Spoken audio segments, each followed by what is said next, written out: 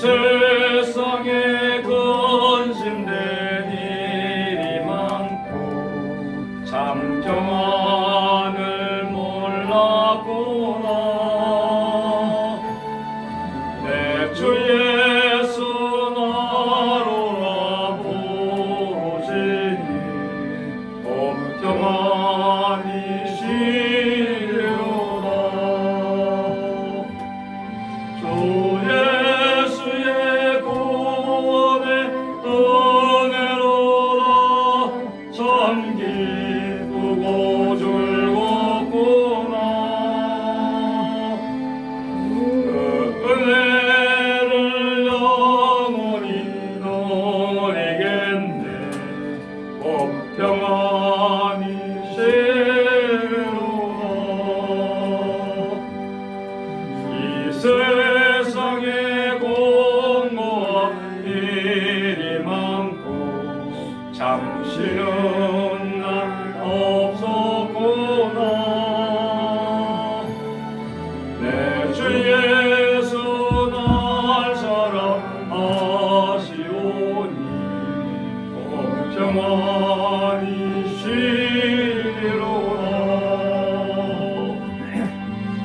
주 예수의 구원의 은혜로라 참 기쁘고 즐겁구나. 그 은혜를 영원히 누리겠네. 평안이 시리로라.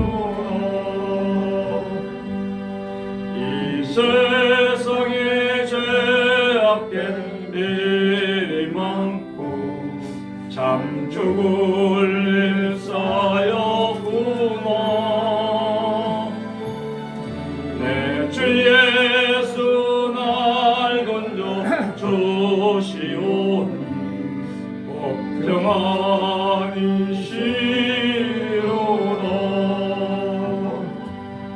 주 예수의 구원의 은혜로라 참 기쁘고 즐겁구나. 그 은혜를 영원히 누리겠네. 평안이 시리로라.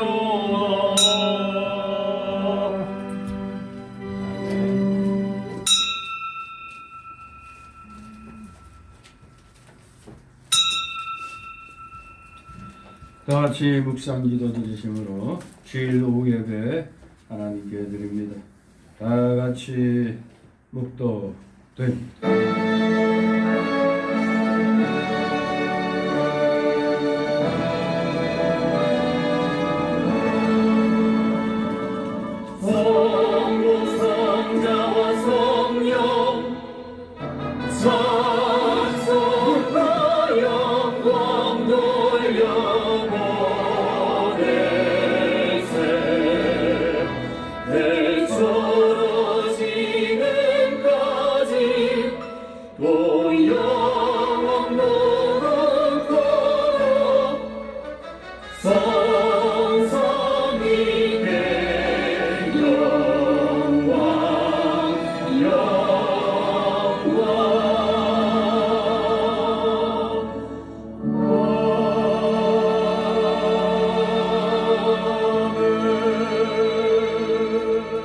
나의 평생에 선하심과 인자하심이 정녕 나를 따르리니 내가 여호와의 집에 영원히 거하리로다. 아멘. 다 같이 사도신경으로 신앙 고백 함께 드립니다. 전능하사 천지를 만드신 하나님 아버지를 내가 믿사오며 그의 아들 우리 주 예수 그리스도를 믿사오니 이는 성령으로 잉태하사 동정녀 마리아에게 나시고 본디오 빌라도에게 고난을 받으사 십자가에 못 박혀 죽으시고 장사한 지 사흘 만에 죽은 자 가운데서 다시 살아나시며 하늘에 오르사 전능하신 하나님 우편에 앉아 계시다가 저희로서 산자와 죽은 자를 심판하러 오시리라. 성령을 믿사오며 거룩한 공회와 성도가 서로 교통하는 것과 죄를 사하여 주시는 것과 몸이 다시 사는 것과 영원히 사는 것을 믿사옵나이다. 아멘. 같이 찬송가 403장 찬송 들으신 후에 이 시간 위해서 최영숙 공관이 기도 인도하십니다. 403장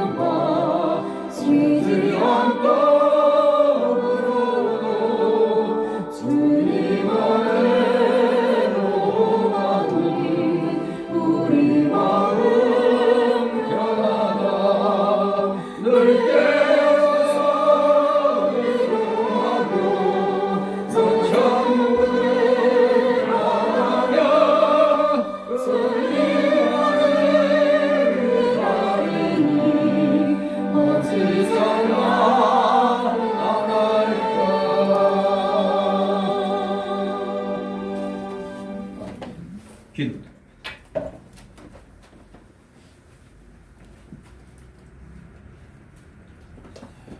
만왕의 왕이시며 만주의 주가 되신 하나님, 세상의 창조자 되시며 주관자 되시는 하나님께서는 육신이 되어 예수 그리스도로 이 땅에 오신 성탄을 맞으며 하나님께 모든 영광과 찬양을 올려드립니다.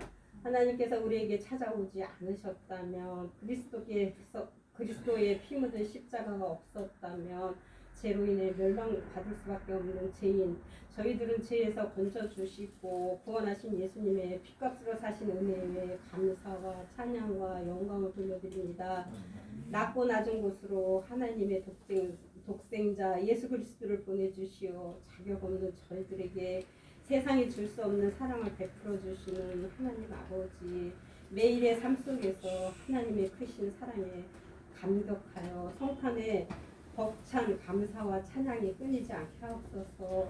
그 사랑을 받은 자로서 그 사랑을 세상과 이웃에게 전할 수 있는 그리스도인이 되게 하여 주시옵소서. 가정과 일터에서 구원받은 자녀로서 자기 자신을 낮추고 기꺼이 섬기는 자리에 있게 하여 주옵시며, 성령의 기름을 부어 주사 주님께서 기이 쓰임받는 사람 되게 하여 주시옵소서. 여전히 세계 곳곳에서 예수 그리스도를 알지 못한 채 고통으로 신음하는 영혼들을 구원하여 주시옵시고, 저들에게 하나님의 복음과 사랑을 전할 수 있게 하옵소서. 주님의 구원의 은혜가 이 땅 가운데 넘쳐나며 모든 세계와 족속과 열방 가운데 구원의 빛으로 오신 예수님의 영광이 비추게 하옵소서. 특별히 코로나로 인해 어려움으로 처한 전 세계를 돌아보아 주시옵시고, 하루속히 코로나가 종식되게 하여 주시옵소서. 우리나라에도 속히 치료의 빛을 비춰 주시옵소서. 국민들이 다시금 안녕과 건강을 찾을 수 있게 하옵소서. 이 같은 어려운 상황 속에서도 양의 문으로 오신 예수님, 예수 그리스도의 탄생을 기뻐하며 예배드리는 마음 가운데 성탄의 은혜가, 성탄의 소망이 풍성하게 없어서 우리를 사랑한다는 이유 하나만으로 모든 고통과 고난을 짊어지시며 죽기까지 하나님의 공의를 이루어 주셨습니다. 주님, 희생이나 섬김의 자유보다는 안락하고 편한 곳에 있기를 좋아하는 나 자신의 모습을 봅니다. 우리를 불쌍히 여겨 주시옵시고 선하신 주님의 마음을 조금이라도 닮아가는 겸손의 영혼을 부어 주옵소서. 존귀한 어린 양 예수님이 어디로 가든지 따라가는 하나님의 백성답게 살게 하여 주시옵소서. 전진적인 순종으로 주님의 가시는 길을 따라가게 하옵소서. 예배를 연락하시사 이 예배를 준비하고 함께 동참하는 모든 순례자들에게 성령님의 은혜가 넘치게 하여 주시옵시고 알파와 오메가 되신 예수 그리스도의 이름으로 기도드립니다. 아멘. 네, 감사드립니다. 이 시간 함께 은혜 나눌 말씀은 오전에 이어서 창세기 13장 14절에서 18절까지의 말씀 보도록 합니다. 창세기 13장 14절에서 18절 교대로 있습니다. 제가 먼저 있습니다. 14절 롯이 아브람을 떠난 후에 여호와께서 아브람에게 이르시되 너는 눈을 들어 너 있는 곳에서 동서남북을 바라보라. 보이는 땅을 내가 너와 내 자손에게 주리니 영원히 이르리라. 내가 네 자손으로 땅에 티끌 같게 하리니 사람이 땅의 티끌을 능히 셀 수 없을진데 네 자손도 세리라. 너는 일어나 그 땅을 정과 행으로 행하여 보라. 내가 그것을 내게 주리라. 다같이 예 아브라함이 장막을 옮겨 헤브론에 있는 마므레 성수리 숲에 이르러 거기서 거하며 여호와를 위하여 단을 쌓았더라. 아멘. 예. 오늘 이 14절 18절 말씀은 바로 앞에 얘기한 것들에 대한 결론 부위가 되겠습니다. 아브라함에게 복을 주시는 여호와 하나님, 한마디로 언약에 대한 보증과 여기에 대한 아브라함의 경배입니다. 언약 보증과 경배. 왜? 아브라함에게 그야말로 쌓을 것이 없는 복을 지금 주고 계십니다. 아브라함의 자기 희생적 신앙, 어제 하나님만을 의뢰하고 하나님의 영광을 위하여 살며 어제 하나님을 생명으로 삼고 하나님과 동행하며 하나님으로 만족하기 때문에 조카에게 모든 좋은 것을 양보를 했습니다. 우선권을 줘서 조카가 롯이 보기 좋은 곳에 가고 싶은 거, 자신이 갖고 싶은 거 먼저 다 취하도록 한 후에 정말로 마태복음 6장 33절 말씀처럼 하나님 나라와 의를 먼저 구했더니 그 위에 모든 것을 다 더하여 주시는 놀라운 복이 여기 14절 이하에 소개되고 있는 겁니다. 진실로 자기 희생적 신앙이 하나님의 약속에 관한 보증으로서 신적인 승인을 받는 장면이 이 14절, 18절에 잘 그려져 있습니다. 자, 14절, 15절 있습니다. 롯이 아브라함을 떠나는 여호와께서 아브라함에게 이르시되 너는 눈을 들어 너 있는 곳에서 동서남북을 바라보라. 보이는 땅을 내가 너와 네 자손에게 주리니 영원히 이르리라. 아멘. 예, 마침내 삼촌 아브라함과 조카 롯은 이제 서로 떨어져 살게 되었습니다.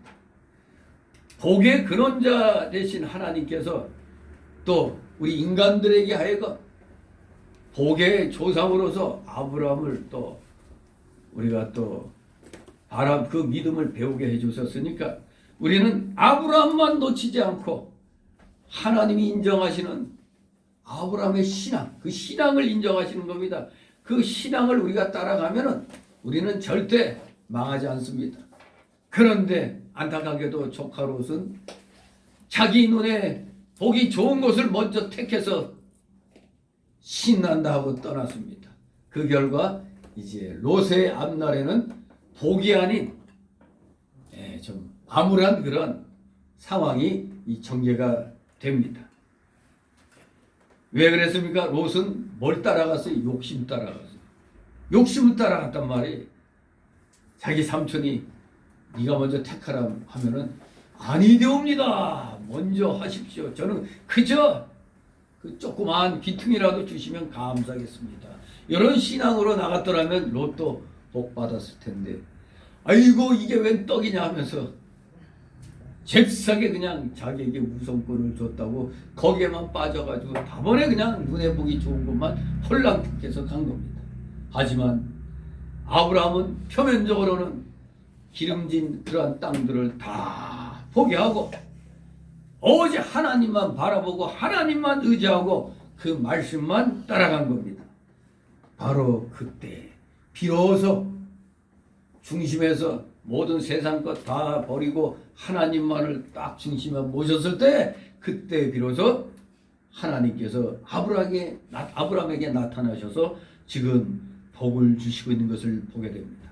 그렇습니다. 하나님은 바로 이러한 하나님이십니다. 또 이렇게 자기 희생적인 자기 믿음 지키려고 하나님의 영광을 위해서 양보한 이 아브라함에게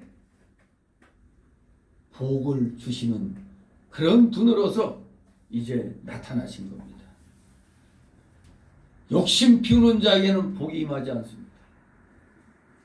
믿음으로는 우리가 욕심을 부려야 되겠지만 믿음 외의 것 가지고 지나치게 우리가 신경 쓰면은 이것도 놓치고 저것도 다 놓치는 겁니다. 어제 하나님 한 분만으로 족하다 하는 그런 자세로 나가면 하나님이 우리의 빈자리를 채워주신다는 것을 분명하게 알아야 됩니다. 지금 하나님이 이제 하나님만 의지하는 아브라함에게 뭐라고 명령하십니까? 너는 하나님 아버지 감사합니다. 예, 감사합니다. 너는 눈을 들어 너 있는 곳에서 동서남북을 바라보라. 보이는 땅을 내가 네 자손에게 주리니 영원히 이르리라. 기가 막힌 선언을 하십니다. 눈을 들어서 네 눈에 보이는 거 다 바라보라는 겁니다. 동쪽만 바라보라는 게 아닙니다. 동서남북 사방팔방 다 보이는 거 다 보라는 겁니다. 그러면 아브라함의 눈에 보이는 것을 뭐라고? 다 주시겠다고. 너와 네 자손에게 다 주시겠다고. 근데 그것이 영원에 이르도록 주신다는 겁니다. 물론 이것을 우리가 이 성경적인 그 범위에서 살펴보면 이 복의 범위는 바로 구약시대는 가나안 땅, 하나님이 약속하신 그 약속의 땅, 가나안 땅을 말씀하는 겁니다.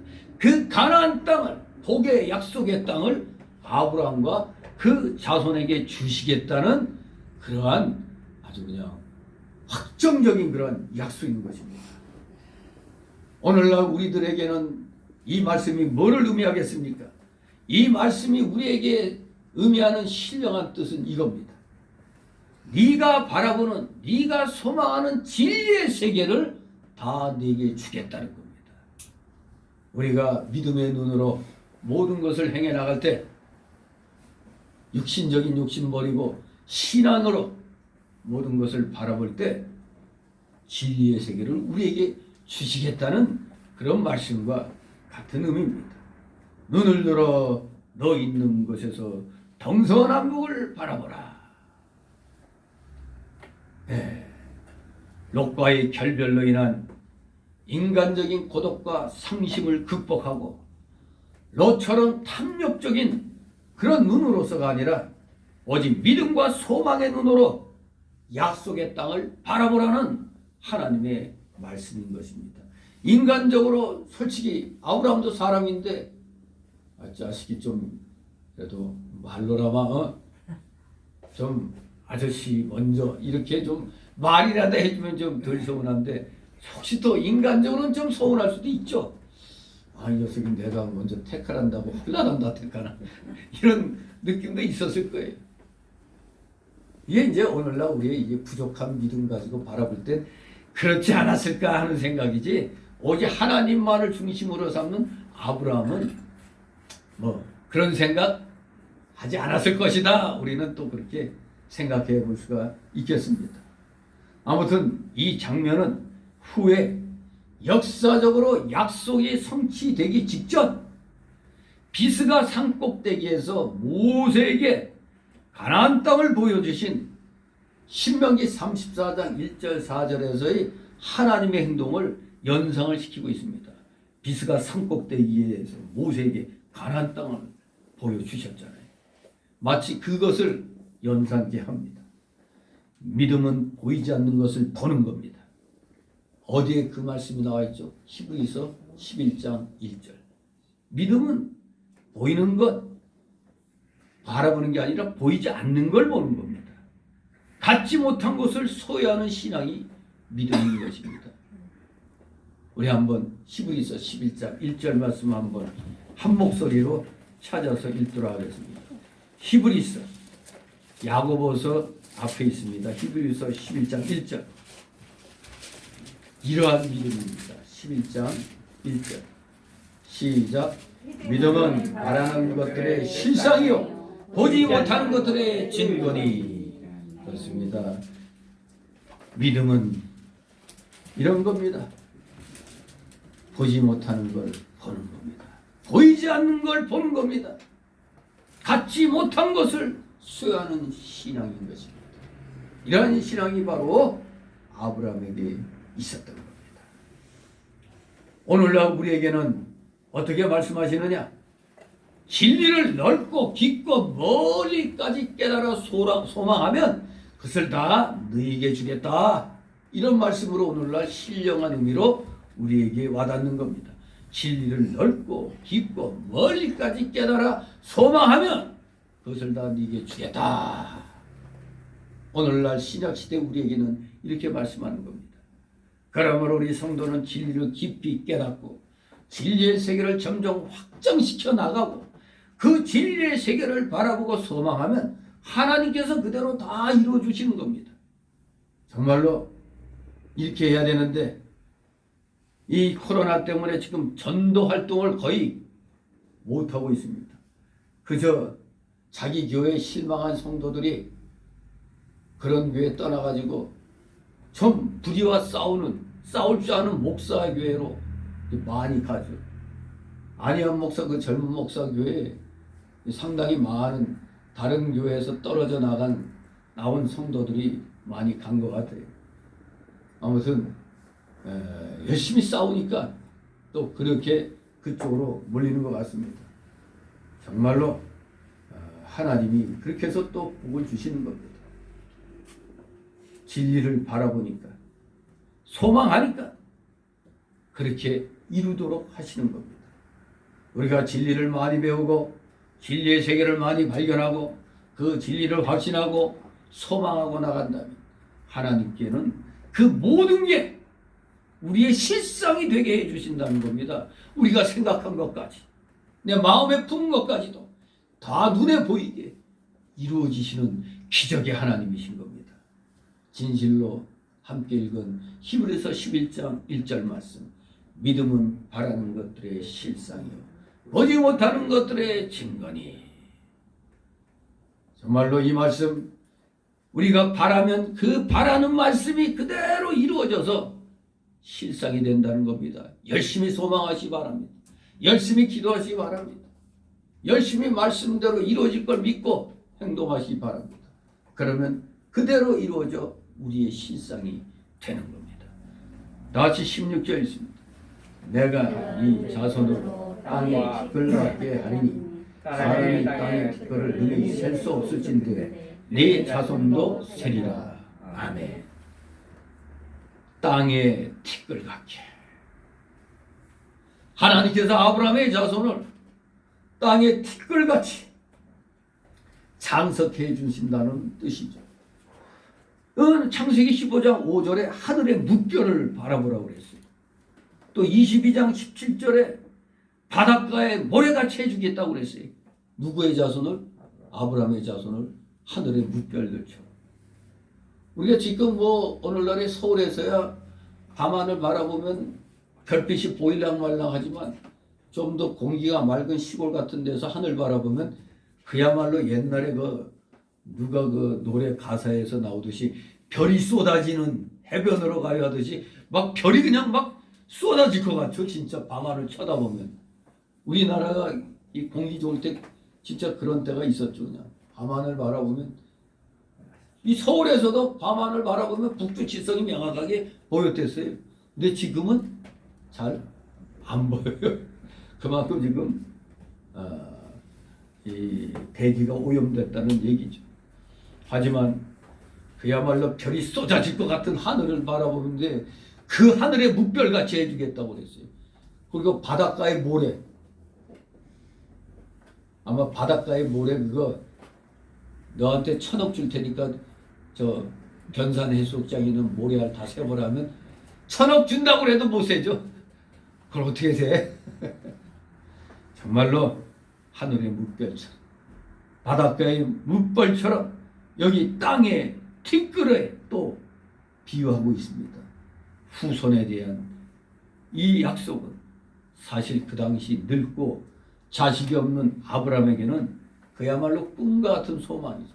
나 지금 하나도 없는데 웬 하늘의 별같이 바닷가의 모래같이 뭐 땅의 티끌같이 어이구 이게 뭔 소리요? 할 수도 있겠죠. 그러나 그 당시에 아브라함은 믿음으로 바라봤습니다. 그래서 그 믿음을 의로 여기시는 겁니다. 믿음을 의로 여기시는 거예요. 아무튼 이렇게 무자할 때 네 몸에서 날짜가 네 후사가 되리라 하시고 15장에 보면 그를 이끌고 밖으로 나가라서 하늘을 우러러 묵별을 셀 수 있나 보라. 또 그에게 이르시되 네 자손이 이와 같으리라 할 때 15장 6절에 뭐라고 그러지? 아브라함이 여호와를 믿으니 여호와께서 그를 그의 의로 여기셨다고 그랬습니다. 여호와를 믿으니 이를 그의 의로 여기셨다. 참으로 꿈과 같은 소망이었지만 믿었습니다. 오늘날 우리가 이때 이 약속을 바라보면 역사적으로 성취된 것을 열왕기상 4장 20절 그리고 또 영적으로도 성취됐다는 걸 마태 8장 11절 로마서 4장 16절 갈라디아서 3장 7절 29절을 통해서 우리는 성취되었음을 분명히 깨닫게 됩니다. 바로 아브라함의 몸을 통하여 씨를 주셨습니다. 바로 예수 그리스도. 우리가 12월 25일을 성탄절로 정해서 그날을 이제 청산절 행사를 하죠. 바로 아브라함의 후손을 통하여 예수 그리스도가 이 땅에 오시는 겁니다. 과연 그런 일이 역사적으로 이루어진 겁니다. 아브라함이 12장 1절에서 그동안 쌓아온 그 모든 것들을 다 포기하고 몇 세에 떠났다고요? 75세에 말씀에 의지하여 떠났다고 해서 뭐를 버리고? 본토를 버리고 친척을 버리고 아비 집을 떠났다 이겁니다. 이걸 고상하게 우리가 뭐라고? 물질선을 넘어서고 인정선을 넘어서고 마침내 생명선까지 아비 집을 떠났다는 것. 생명선을 넘는 이 신앙을 아브라함은 유지를 해 나갔던 겁니다. 그래서 75세가 됐는데 내가 이 나이에 뭘 해? 하지만 그 나이에 말씀을 의지하여 나아갔던 겁니다. 본토와 친척과 아비집을 떠나 하나님의 명령대로만 따라갔습니다. 하나님만 의지했습니다. 하나님께만 영광을 돌렸습니다. 그랬더니 하나님이 그 믿음을 보시고 그 후손이 찬성하도록 복을 내려주셨습니다. 하늘의 묵별같이 바닷가의 모래알같이 그리고 땅의 티끌같이 그 후손이 찬성하도록 복을 내려주셨다 이겁니다. 그러면서 여기 말씀 속에는 아브라함의 몸을 통하여 누가 오신다고? 예수 그리스도가 그리스도 구주가 오셔서 그리스도를 믿는 믿음의 자손이 땅의 티끌같이 많게 될 것을 예언하신 말씀이기도 하는 겁니다.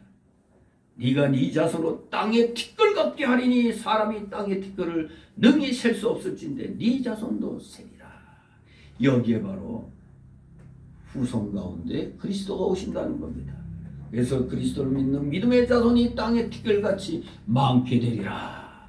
오늘날 전 세계적으로 기독교인이 이렇게 각 나라마다 많은데 어찌된 일인지 기독교를 핍박하는 세력들이 기승을 부리고 있죠. 이게 성경대로 이루어지는 겁니다. 성경대로. 예수님이 오시기 직전에 뭐가 있다고? 계시록에 보니까 7년 대환란이 있어요. 7년 대환란이 있는데 그 대환란 속에 어떠한 시대가 또 있다고? 666 시대가 온다는 겁니다. 짐승의 표를 받지 않으면 먹고 살 길이 막막해지는 그런 시대가 온다는 겁니다. 하지만 그런 막막한 가운데서도 하나님은 우리에게 뭐를 약속하셨어요? 그러한 환난 가운데서 피난처로 보호처로 지켜주신다고 그랬어요.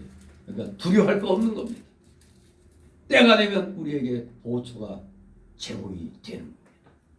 그래야 주님을 맞이할 거 아닙니까? 감사합니다. 진실로 우리는 늘 입술을 열면 감사가 저절로 나와야 되는 겁니다.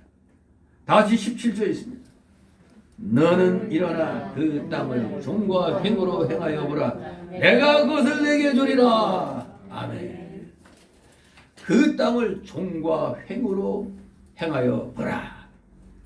처음에는 14절 15절 말씀처럼 약속의 땅을 바라봐야 되고 그 다음에는 그 땅을 하나님이 인도하시는 대로 종과 횡으로 행해야 하는 겁니다. 말씀대로 행하면 되는 겁니다. 그리하여야 그 약속의 땅을 하나님으로부터 받을 수가 있습니다. 이 종과 횡으로 행하여야 된다는 것, 바라보라는 그 말씀, 앉아서 기도만 하면 안 되죠. 지금 여기서 하나님은 일어나서 행동하라는 거 아니에요. 바라보라 할 때 바라봐야죠. 종과 횡으로 걸으라면 걸어야죠. 그래야 하나님이 약속대로 주시는 겁니다. 하나님이 약속의 땅을 주실 때 받으려면은 첫째 바라봐야 되고 둘째 종과 행으로 행해야 되는 겁니다. 바라만 보고 걸어가지 않으면 내 거가 안 됩니다. 바라만 보면 안 되죠. 그저 바라만 보고 있지 그러면 내 거 안 되는 거예요. 가서 쟁취해야 되는 겁니다. 그래서 오늘날 우리에게 이 말씀이 뭐를 의미하겠습니까? 네가 깨달은 진리, 네가 소망하는 진리를 종과 횡으로 행하면은 그 안에 포함된 모든 은혜와 복을 다 네게 주겠다. 지금 그렇게 또 우리에게 오늘날 신약시대 우리에겐 그렇게 말씀하는 겁니다. 진실로 말씀 가지고 깨달은 진리 가지고 움직여야 됩니다. 그래서 뭐라고 그랬어요? 마태 7장에 두드려라. 처음에 뭐요? 구하라. 그 다음에 찾으라. 그 다음에 두드려라 그랬습니다. 구하려면 찾아야죠. 찾았으면 두들기는 겁니다. 구해야 주신다고 그랬잖아요. 찾으면 찾을 수가 있잖아요. 찾고 나면 이제 찾았다가 아니죠. 찾았다가 아니라 쟁취하려면 두들기고 문을 열고 들어가야 되는 겁니다. 진실로 우리는 행할 줄 알아야 돼요. 그저 말씀만 많이 한다고 되는 게 아닙니다. 말씀 아는 만큼 행해야 되는 겁니다. 종과 횡으로 행하여 보라. 종과 횡. 신령한 의미를 한번 찾아본다면 종은 우리가 이 십자가를 바라보면 되죠. 종. 딱 직선으로 위아래. 하나님과 사람 사이의 윤리요. 횡은 사람과 사람 사이의 윤리됩니다. 이게 십자가의 또 의미라고 할 수도 있죠. 즉 하나님께 바로 하고 그리고 사람에게도 바로 하라는 겁니다. 어떤 사람은 내 믿음만 채고 오면 되는 줄 알고 사람하고는 관계없어. 하나님께만 잘하면 돼. 이거 위험한 말이죠. 우리가 하나님께 바로 한다면은 하나님의 영광을 가리지 않기 위해서 어떻게 사람과 사람 사이의 관계도 잘 가져야 되는 겁니다. 하나님과만 잘하면 돼. 맞는 것 같은데 그렇지가 않습니다. 하나님께 바로 하려면 사람 사이에서도 하나님의 영광이 가려지는 일이 있으면 안 되잖아요. 그게 사람과 사람 사이도 바로 해야 되는 겁니다. 그 십자가. 하나님과 사람, 사람과 사람. 정말로 우리 기독교인은 일반 사람이 올 때는 피곤하죠. 아이고 피곤하게 산다고. 말씀대로 살려면은 좀 피곤해요. 왜? 육신의 옛사람을 쳐서 복종시켜야 되니까 피곤할 수밖에 없잖아요. 이 옛사람과 싸워야 되잖아요. 옛사람과 싸우려니 피곤한 겁니다. 하지만 피와 땀이 흘려져야 결과가 나오기 때문에 우리는 어떻게든지 하나님 말씀하신 대로 따라가야 됩니다. 그래서 우리가 교도문을 할 때 다른 것보다도 제가 십계명을 지금 이 오전 예배 때 같이 이렇게 교독하는데 그 십계명이 성경 66권의 진리의 말씀이 다 녹아져 있는 겁니다. 축약된 게 십계명이에요. 이게 얼마나 우리 그 5계명부터 10계명까지 생각해 보세요. 1계명에서 4계명 하나님 중심이죠. 하나님. 근데 5계명 내 부모를 공경하라부터 끝에까지 보면 내 이웃과의 관계에서 보니까 지금 대한민국의 상황이 5계명에서 10계명이 다 깨졌죠. 그냥. 왜냐하면 8, 90 거짓말 하지 말라고 그랬는데 어찌 된 일인지 이 나라는 눈만 뜨면 거짓말이야. 뉴스 틀어도 거짓말. 맨 저놈들 입만 열면 거짓말로만 국민들 선동하고 있어요. 안심하라. 안심해. 대한민국 빚이 OECD에서 1등이에요. 1등. 빚 증가 속도가 빚이 증가하는 속도가 지금 뭐 공기업에다가 개인 그 회사들 그리고 그 국민들 가정 뭐 다 합치면은 6천조가 넘어요. 6천조가. 지금 시중에 돈이 엄청 풀려 있어요. 그래 잘못하면은 이게 휴지 조각 될 수 있다는 그런 말까지 있어요 지금. 아무튼 북한에서 그때 화폐 개혁할 때 세상에 그 돈들을 다 꿍쳐놓고 안 꺼내니까 화폐 개혁했더니 어느 날 그냥 강물에 그냥 돈들이 그냥 강물길 따라 그냥 막 쏟아져 나왔다 그러죠. 왜? 얼만큼만 딱 바꿔주고 안 해. 그러니까 그 못 쓰는 돈이 되는 거예요. 그냥. 우리도 그 해방 후에는 환이라고 썼죠. 10판, 50판. 그래서 좀 그때 돈은 조금 더 크죠. 근데 그 다음에 이 10판을 1원으로 그렇게 이제 뭐 쓰고 우리가 화폐 개혁한 거 아니에요. 아무튼 이렇게 이 세상의 물질은 정말로 갖고 있을 땐 괜찮은 것 같은데 이것이 그냥 한번 요동치면은 졸제 그냥 휴지 조각이 되어버리는 그런 상황이 되는 겁니다. 본인이 갖고 있으면 그런 식이 되어버려요. 잘 쓸 줄 알아야 되는 겁니다. 정말로 우리 십계명 하나님 중심으로 살아야 되고 또 우리 사람과의 관계에서도 우리 정말로 윤리적으로도 바로 돼야 돼요.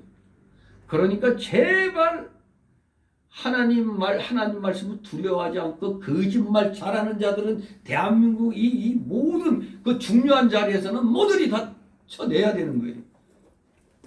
위정자는 말할 것도 없고 좀 아이들 가르치는 학교 선생 모든 이런 자리 거짓말하는 것들은 있으면 안 되는 거예요. 그 거짓말 잘하는 선생들한테 애들이 뭐 배우겠어요? 맨날 가짜 지식 배우잖아요. 세상에 북한이 우리보다 자유가 더 있고 잘 산다니.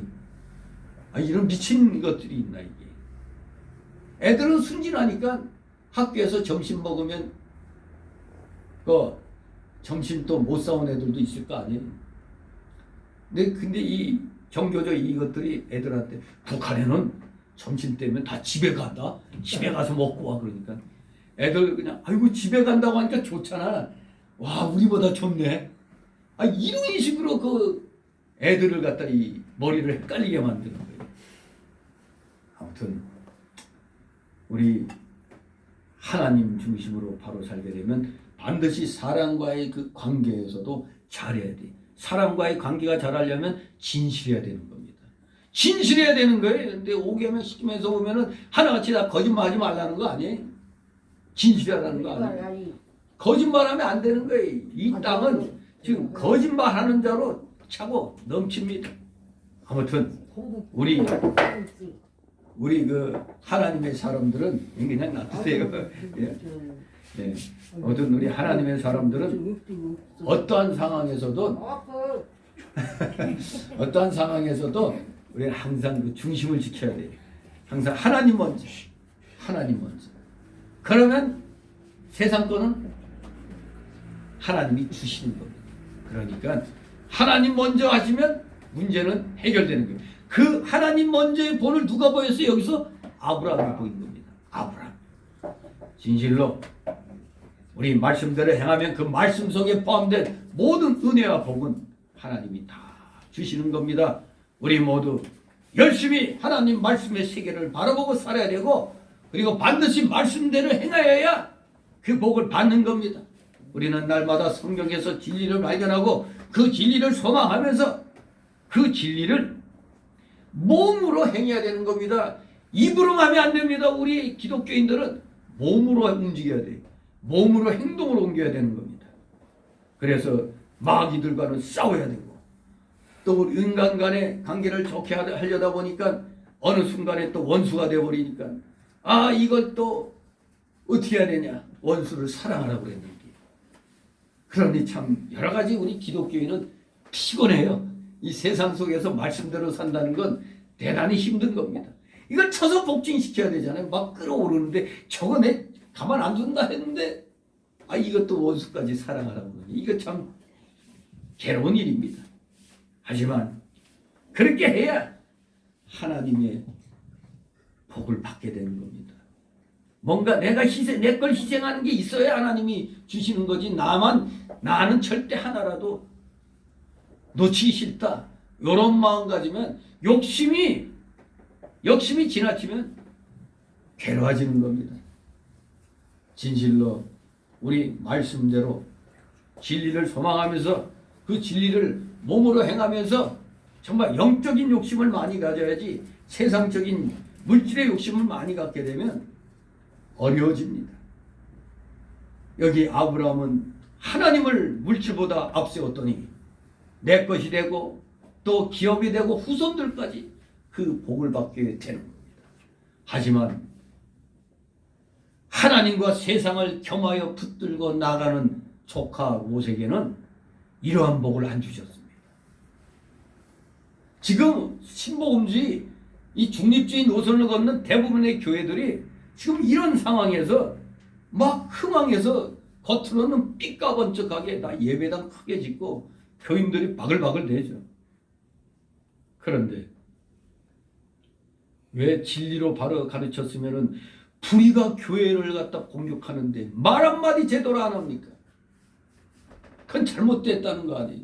그러면서 겁나니까 그 많은 교인들이 다 집구석에 처박혀갖고 랜선으로 예배를 드려. 그 예배 드리는 거예요? 그러니까 구경하는 거지. 그러니까 돈이 있는 교회니까 사방에 우리 TV에서 보면은 가수들 나와서 노래할 때 뺑 둘러서 랜선으로 해가지고 TV 모니터들 쫙 있잖아요, 거기. 그거 설치하는데 돈 엄청 들 겁니다.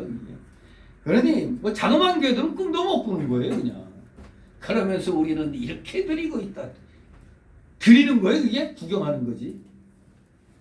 돈 자랑하는 겁니다.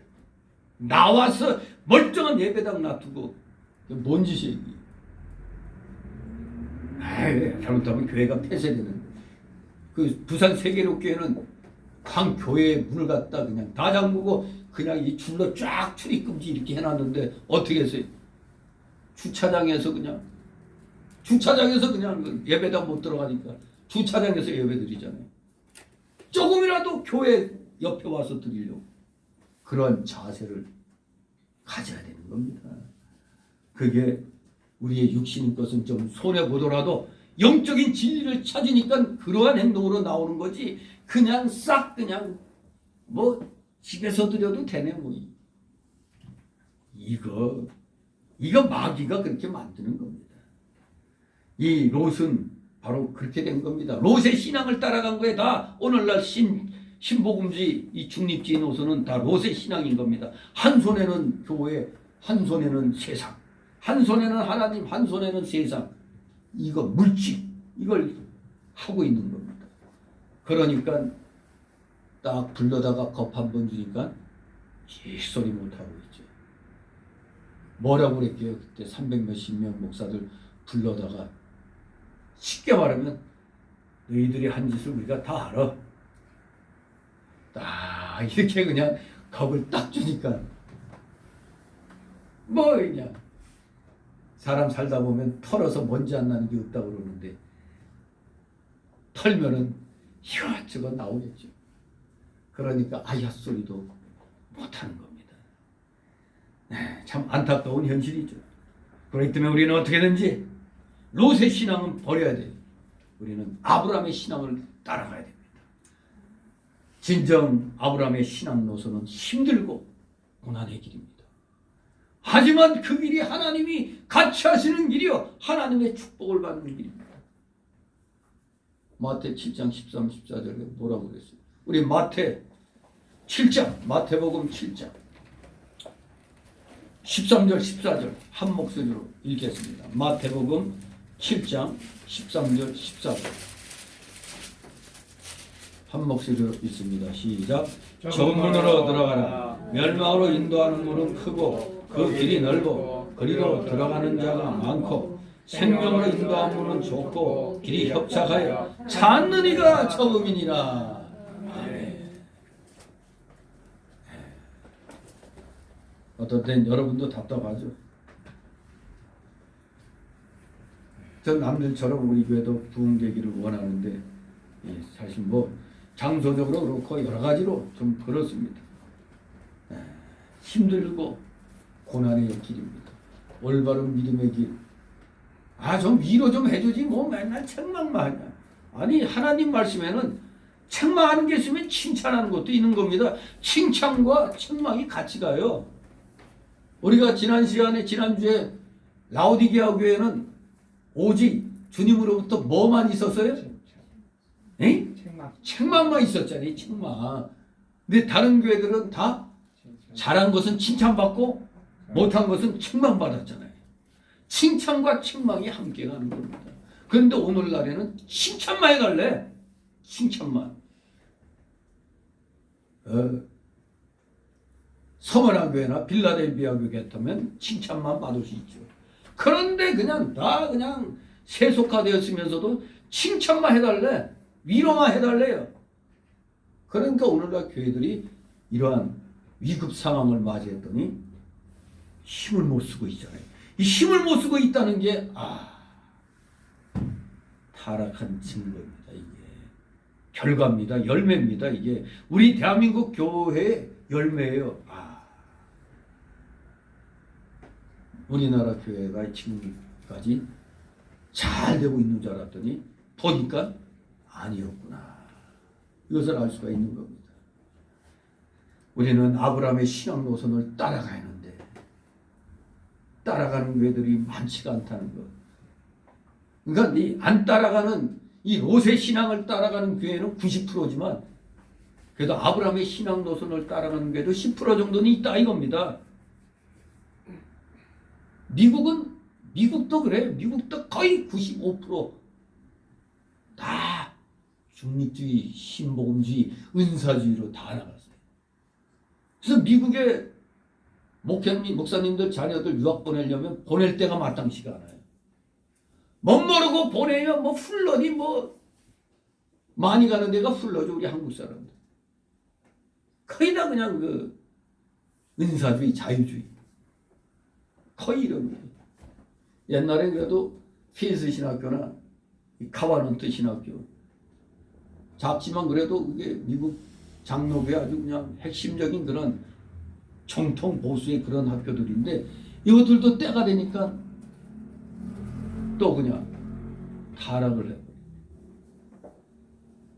정말로 뭐 맨 처음에 우리가 볼 때 지금 프린스턴 하면은 상당한 대학 아니에요. 프린스턴 거기에 신학대가 있었는데 여기가 처음에는 미국 장로교가 자유주의로 나가기 전에 자유주의로 이제 나갈 때 갑자기 그 박사 이름이 생각나네. 내가 항상 많이 얘기했던 박사인데 기억 안 나요? 제 스승 목사님도 이제 그분에게서 이제 배우고 그랬는데, 그러니까 우리 박형용 대한민국의 장로교의 그 최고봉이라 할 수 있는 박형용 박사의 스승이죠. 그분이 저기 프린스턴 신학교 만들어서 나올 때 자유주의의 그 타락된 교단을 탈퇴하고 나서 그 제자하고 함께 이제 그 신학교를 만들었는데, 나중에 그 프린스턴 신학교가 또 타락을 해가지고 그래서 나오게 되는 거예요. 또 타락해가지고. 그러니까 뭐 하나 제대로 딱 이루어진 학교들이 시간이 되니까 또 자유주의가 되는 거예요. 그래서 미국도 결국에는 온통 그냥 다 자유주의와 또는 신복음주의 그렇게 변질이 되어버렸어요. 우리나라에 와서 뭐 엄청난 그 집회를 했던 누구예요? 여의도에서 집회했던 빌리 그레이엄 목사. 이 양반도 처음에는 정통 보수주의자였는데 근본주의의 바른 길로 갔었는데 이제 점점 뭐가 좀 인기 있고 뭐 커지니까 어느 날 싹 신복음주의 노선으로 바뀌어버리는 거예요. 물론 신복음주의라고 해서 하나님 버린 건 아니죠. 롯이 한 손에는 하나님, 한 손에는 세상 붙들고 그 불경건한 소돔 고모라로 들어갔잖아요. 그래도 그 불경건한 소돔 고모라 속에서도 그래도 나 하나님 믿는 사람이요 이러고 그래도 버티다가 결국에는 이제 나오게 되죠. 지금 대부분의 그 신복음주의 중립주의 교회가 그렇다고 뭐 하나님 안 믿는다는 게 아니에요. 그런데 그들의 길은 넓은 길이에요. 우리가 개혁주의 정통 보수가 추구하는 근본 보수주의의 이 개혁주의의 길은 좁은 길이거든요. 그러니까 바글바글 돼야 되는데 사람들의 심리는 좀 편한 거. 그래도 여기 하나님 잘 믿어. 그러니까 그 가는 거예요. 카페 가면 교회 건물도 크지, 카페도 있지, 교회가 크니까 뭐 여기저기 쉴 때도 있지, 뭐 이렇죠. 아무튼 우리 예수님이 말씀하신 대로 마태 7장 13절 14절 말씀 그렇게 돼가는 겁니다. 좁은 길, 바로 좁은 길을 가는 신앙이 바로 아브라함의 신앙 노선입니다. 그렇기 때문에 처음에는 척박한 데서 있게 되는 거예요. 하지만 하나님이 동서남북 좌우 눈에 보이는 것은 다 주신다고 했기 때문에, 그리고 진정 천국 가나안, 천국을 묘사하는 가나안 땅 분명히 주시겠다고 약속해서 결국에는 이제 다 받아 누리게 되는 겁니다. 그런데 오늘날 이스라엘 사람들 보면 희한하죠. 전 세계적으로 가장 백신 접종률이 높아요. 그런데 이들도 그래. 이스라엘 정부도 미국에서 FDA나 뭐 CDC에서 그 인정 안 하는 거니까 그 오전에 말씀했던 젤렌코 박사, 블라드미르 젤렌코 박사, 사법부에서 이스라엘 사법부 가서 증언하는 거거든요. 그게.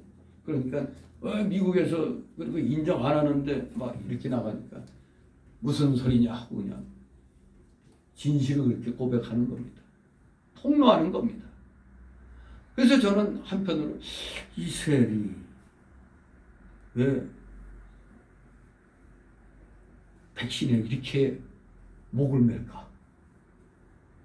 전 그게 좀 의심스럽더라고요. 미국도 분명히 트럼프가 한번 우리도 다 알잖아요. 그 코로나 걸린 거 걸려서 하이드로시클로로킨 그걸 써서 치료가 됐는데, 그래서 트럼프가 그 하이드로시클로로킨 다 그 치료제 다 쓸 수 있게 하라고 행정명령 내렸는데도 FDA나 CDC에서 안 받아들였어요. 이게 기가 막히죠. 그러니까 왜 우리가 왜 트럼프 합니까? 트럼프가 뭔가 이 하나님의 말씀에 가깝게 지금 뭐 하려고 하니까 우리가 트럼프 했던 거지. 우리가 뭐 트럼프한테 뭐 10원 하나 받은 적이 있나? 에?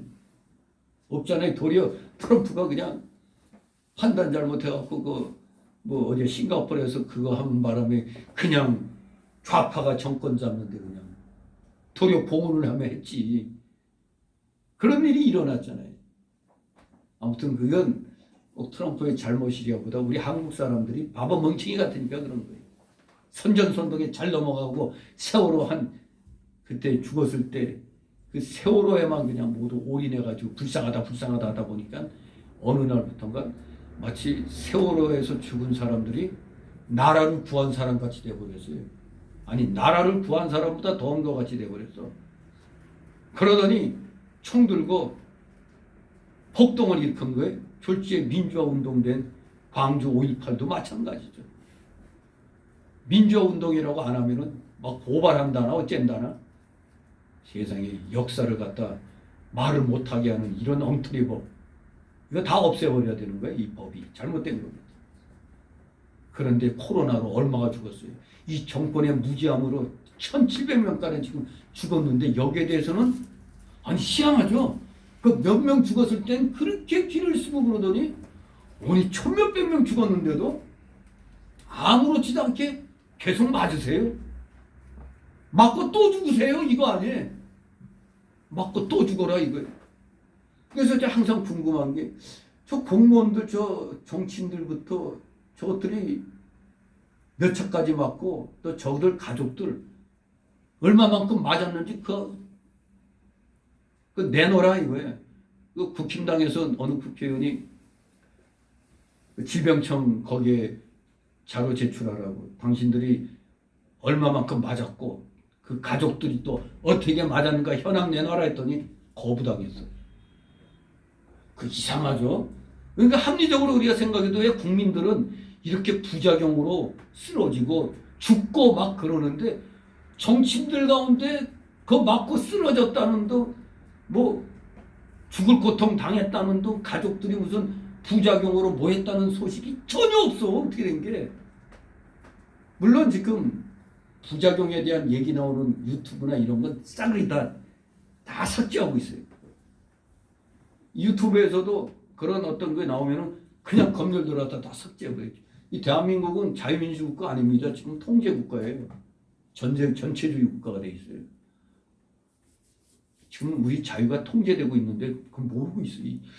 이상해. 우리 한국 사람들은 유럽에서는 그냥 완전히 그냥 미친 듯이 날뛰고 그냥 총 쏘고 그냥 불 지르고 난리 났어요 지금. 또 우리나라만 이래 조용히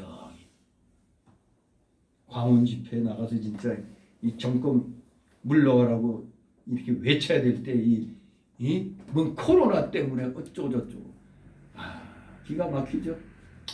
아무튼 오늘날 올바른 교회들이 이러한 잘못된 이러한 일에 대해서 목소리를 내줘야 교인들이 알 텐데 아니 목사들이 교인들보다 더 모르는 사람도 많아요. 이래갖고 되겠어요. 목사는 무슨 직이 있다고요?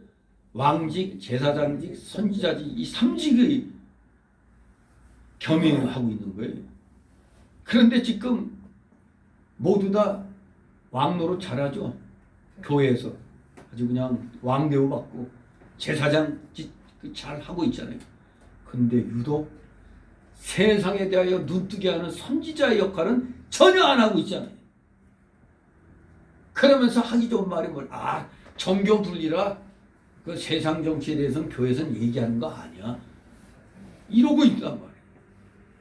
아니 하나님의 주권이 꼭 정치에만 미치지 않는 모양이죠. 이 웃기는 거 아닙니까? 하나님의 절대 주권을 우리가 믿는다고 하면서 어떻게 된 게 꼭 정치에게만 아무 소리 하면 안 된다는 거예요. 이게 틀린 거 아니에요. 제가 항상 어디 가서 얘기합니다. 아니 그 나라의 정치 제도가 어떠냐에 따라 사회, 경제, 그 교육이 싹 달라지는데 정치에 관심을 안 가지면 근데 정치 얘기는 안 한다고 하면서 사회적인 문제라든가 경제 문제 교인들이 뭐 사업해서 뭐 했다. 그 경제가 어떤 체제일 때 잘 되는 거예요? 자유민주주의 체제 때가 잘 되는 거예요. 공산주의 체제가 되면 다 무너지는 겁니다. 근데 정치 얘기하지 말라고 그래요. 이 얼마나 그냥 이 앞뒤가 안 맞는 소리랍니까? 정말로 힘든 길입니다. 우리 이렇게 믿음의 길, 진리의 바른 진리의 길은 좁은 길이에요. 그렇기 때문에 힘든 겁니다. 이상한 거 아니에요? 힘들다고 이상하다고 생각하면 안 돼요. 왜 다른 교회들 사람 많고 뭐 저런데 왜 우리 교회만 요 모양이냐? 답은 다 좁은 길이라 그래요. 좁은 길이기 때문에 힘든 겁니다. 안 오려고 그래요. 아이고 뭐 자꾸 쓸데없는 소리에 편하게 있다가 그런 데 나가지 이렇게 말하니까 할 말이 없죠. 분명히 우리는 아브라함의 신앙 노선을 따라가야 됩니다. 어디 가서 이런 설교하면 다 아브라함 신앙 노선 가겠다고 아멘 아멘 합니다. 그런데 정작 말은 아멘하고 따르지만 몸은 신복음주의 쪽에 젖사오니 은사주의가 젖사오니 그렇게 나가는 겁니다. 우리 다시 한번 아브라함의 신앙 노선은 힘들고 예수님이 말씀하신 좁은 길, 고난의 길입니다. 하지만 그 길은 누가 함께 하셔?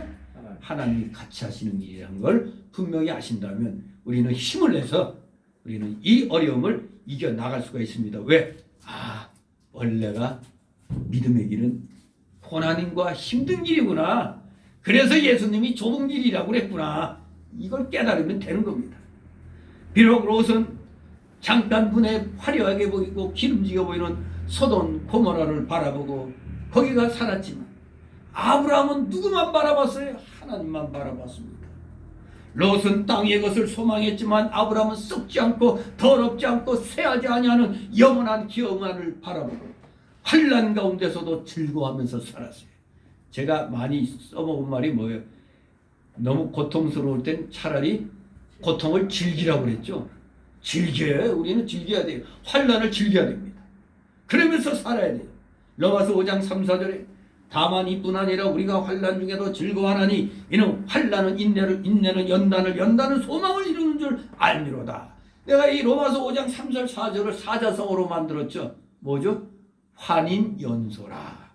환인연소. 환난은 인내, 인내는 연단, 연단은 소망을 이룬다. 환인연소. 아주 잘 만들었죠. 환인연소라. 이것이 우리 성도의 삶입니다. 환난 중에서도 즐거워할 줄 아는 삶.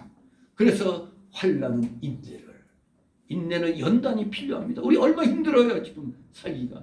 연단이 필요합니다. 하지만 그 연단은 뭐를 이루는 데 쓰이는 거예요? 소망을 이루는 데 쓰는 겁니다. 환인연소. 화천대유 아닙니다. 환인연소입니다. 환인연소라. 다시 18절 있습니다. 예, 아브라함이 장막을 옮겨 헤브론에 있는 마므레 상수리 숲을 이르러 거기서 거하며 거기서 여호와를 위하여 단을 쌓았다. 아멘. 이제 비중하고 큰 약속 하나님께 받은 아브라함은 이제 그 말씀의 세계만 바라보면서 즐거움으로 살았습니다. 세상에서는 비록 장막 생활하며 나그네 생활을 했지만 아브라함은 말씀의 세계를 바라보면서 즐겁게 살았던 겁니다. 여러분 모두 다 결혼하면은 새방살이 벗어나 월세에서 전세로, 전세에서 자가주택으로, 그러다 또 눈을 들어보니 웬 아파트가 이렇게 많아. 아파트로.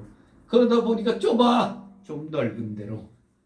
또 아이고 이거 한 채 갖고 내가서 자식들에게 한 채 줘야지. 해다가 지금 뭔 소리 맞아요? 종합부동산 막 아파트 값이 지금 뭐 아파트가 폭락이라고 그러는데 무슨 폭락이요? 너무 올라버렸는데 너무 올랐으니까 폭락도 아니죠. 그냥 갑자기 확 올랐다가 내리니까 좀 배가 아픈가? 아니죠. 오른 만큼 우리는 세금을 그만큼 많이 두들겨 맞는 겁니다. 공시지가 올리는 바람에 공시지가 올리면은 60여 개 정도의 품목에 그 세금의 그 영향력이 미친대요. 그러면 그야말로 우리 국민들은 세금 폭탄 맞는다는 겁니다. 이런 세상에 살고 있어요. 우리 한마디로 환난 속에 지금 들어간 겁니다. 그런데 우리는 이제 아니까 이런 데서 어떻게 살아야 돼? 말씀의 세계를 바라보면서 즐거움으로 살고, 어차피 이 세상 나그네 생활입니다. 왔다가 가는 겁니다. 그래서 아브라함은 이제 가나안 헤브론 골짜기로 가서 장막 치고 마므레 숲으로 이르러 제단을 쌓고 여호와께 제사를 드렸습니다. 여호와께 제사를 드렸다. 오늘날의 버전으로는 하나님께 예배를 드렸다 이겁니다. 바로 여기서 우리는 아브라함의 본을 따라가야 돼요. 아브라함은 언제나 뭐를 하는 게 본업이죠? 아브라함의 본업은 여호와 하나님을 섬기는 일이 본업입니다. 그리고 아브라함의 본향은 하늘나라입니다. 그러니까 세상 일은 뭐가 돼요? 본업이 아니라 부업인 겁니다. 길어야 80년, 100년 사는데 영원 무궁의 천국에서의 삶이 본업이 되는 거고, 이 세상에서의 삶은 부업이에요, 부업. 그리고 세상 생활은 나그네 생활입니다. 우리 이 아브라함의 이 신앙의 모습을 보면서 오늘날 우리가 너무 욕심을 갖고 살고 있는 건 아닌가. 우리는 반성하며 회개해야 돼요. 너무 자꾸 욕심 부리다가 자꾸 그냥 진흙탕으로 빠지는 겁니다. 지나친 욕심 버려야 됩니다. 지금 은행에서 융자 받아가지고 그냥 막 이 집 저 집 막 샀던 사람들은 자기 돈 갖고 있어서 있는 돈으로 산 사람은 몰라도 이 은행 돈 대출 받아갖고 집 산 사람들은 지금 난리 난 거거든요. 이자도 지금 막 자꾸 이제 금리 올린다고 그러고 그야말로 지금 난리 났습니다. 그러니 우리는 차라리 어떤 때는, 그러니까 이것도 문제예요. 우리 없는 사람 편에서는 뭐 세금 두들겨 맞는 거 있는 사람 얘기지 우리하고 관계없어 이렇게 생각하면 이것도 위험한 거예요. 지금 이 나라가 움직여지는 게 있는 사람들이 세금 많이 내서 움직여지고 우리한테 무슨 복지 무슨 뭐가 오는 게 또 다 그 사람들이 낸 세금이에요. 지금 직장인들 가운데서도 40% 세금 안 내요. 그러니 이 세금 안 내고 조금 내는 사람 입장에서는 뭐 부자들 내는 거 뭐 무관계 있어 이렇게 생각하겠죠. 그러나 부자들이 주머니 닫고 조이면 결국 피해는 누구한테 돌아갑니까? 일반 서민들에게 돌아가는 겁니다. 이걸 모르고 부자들 당하는 거 뭐 고소하다 이랬다가는 지 발등 도끼로 찍는 거예요. 우리 한국에서는 지금 이런 편가름이 나는 거예요. 없는 자 있는 자 막 이런 식으로. 얼마나 위험한 겁니까? 국민들을 이렇게 편가르고 되겠어요? 우리는 함께 사는 겁니다. 함께 서로 조화를 이루어야 돼요. 있는 사람들이 회사 만들면 거기 들어가서 열심히 일해서 회사 잘 되게 하고 나도 월급 받고 나도 살고 이래야 되는데 어찌 된 게 회사는 죽어도 나만 잘 살면 돼. 말이 안 되는 소리 하죠. 회사 망하면 어디 가서 일해? 꼭 암세포 같죠? 요렇게 활동하는 그 노동자들은 민노총 같은 건 암세포예요. 왜? 암세포는 얼마나 미련해요. 우리 몸속에 암세포가 생기면 자기가 오래 살려면 사람도 오래 살아야 될 거 아니에요? 근데 멍청하게 그냥 확 퍼져갖고 사람을 죽이니까 지도 죽잖아요. 바로 지금 꼭 민노총이 요 암 노릇을 하고 있어요. 회사가 죽으면 그들은 어디서 월급 받아요? 어디서 일해? 참 한심한 일입니다. 그렇기 때문에 우리 기독교인이 먼저 이걸 잘 실천해야 돼요. 이 세상 일은 부업이다. 우리의 본업은 하나님 섬기는 일입니다. 영무궁 하늘나라가 우리의 본향이고 이 세상은 잠시 잠깐의 나그네 생활이다. 이것을 분명히 한다면 우리는 지나친 욕심을 부리지 않고 있는 것으로 또 만족하면서 우리는 하나님의 조금 넉넉하다면 하나님의 일을 위해서 우리는 써야 되는 겁니다. 그럴 때 하나님이 우리의 빈자리를 채워주시고 또 우리가 물질로 어려울 때 또 물질의 빈 곳을 또 채워주시는 그런 일을 하시는 겁니다. 어떨 때? 우리가 바로 아브라함의 신앙을 따라갈 때. 그런데 대부분 롯의 신앙 따라가니까 어느 한 날 되면 망하게 되는 겁니다. 아브라함의 신앙을 우리는 따르시기 바랍니다. 절대 망하지 않습니다. 아브라함의 신앙만을 바라보며 우리도 열심히 이 세상에서 환인 연소의 삶을 즐기는 여러분 되시기를 주님의 이름으로 축원합니다. 기도합니다. 거룩하신 하나님 아버지 은혜를 감사드립니다. 사랑하시는 자녀들, 비록 지금 환난의 시기나 이 환난을 믿음으로 잘 극복해 나감으로 인내를 또 우리는 배우게 되는 줄 압니다. 하지만 마귀는 쉴 틈 없이 또 우리를 유혹합니다. 그러다 보니 여러 가지 시련과 연단이 일어납니다.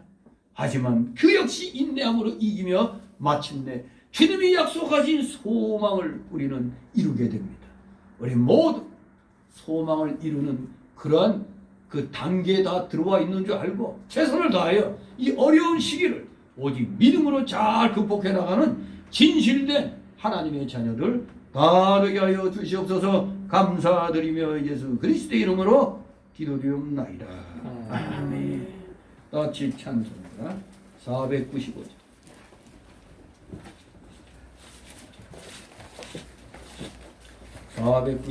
찬송드립니다.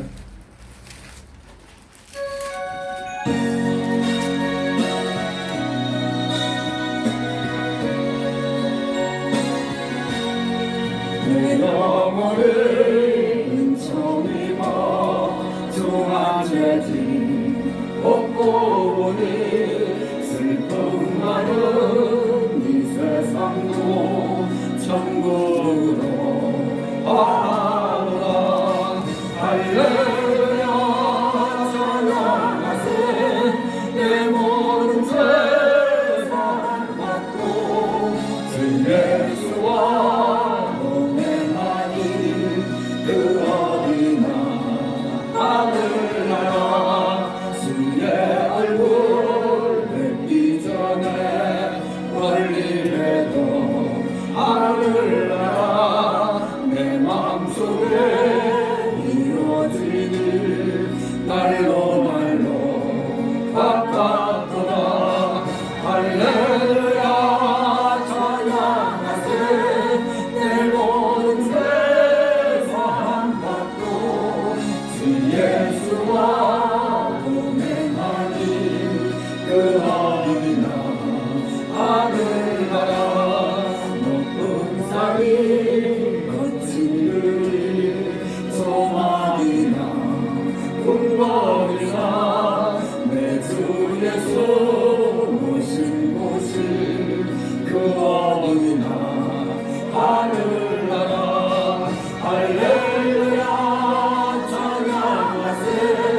내 모든 죄 사함받고 주 예수와 동행하니 그 어디나 하늘나라.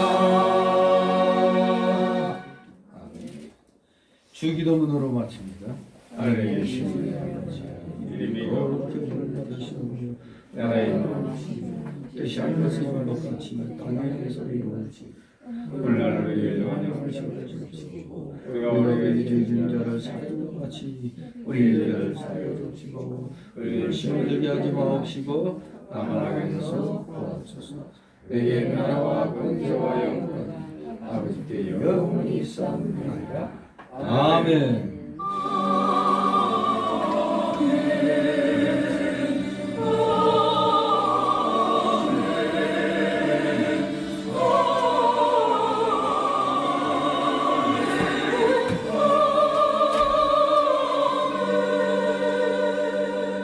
네, 광고 말씀드립니다. 토요일 날이 성탄절입니다. 성탄절 예배 오전 11시에 한 번 있습니다. 그거 드린다고 주일날 예배 없는 거 아닙니다. 성탄절은 성탄절이고 주일은 주일입니다. 그리고 다음 주에 내년도 직분자 임명하니 기도하시기 바랍니다. 오늘 수고들 많이 하셨습니다. 네, 감사합니다. 네. 이 정남순 지사님이 아주 열심히 들으시네.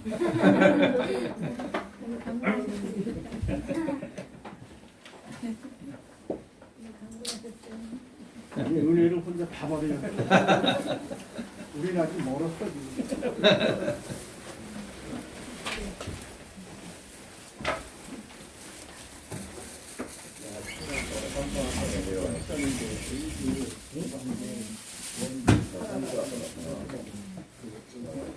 큰 거야? 스톱. 또안된것 같은데? 임시로 대면했다고 지가 바로 쳤어. 아이고 이런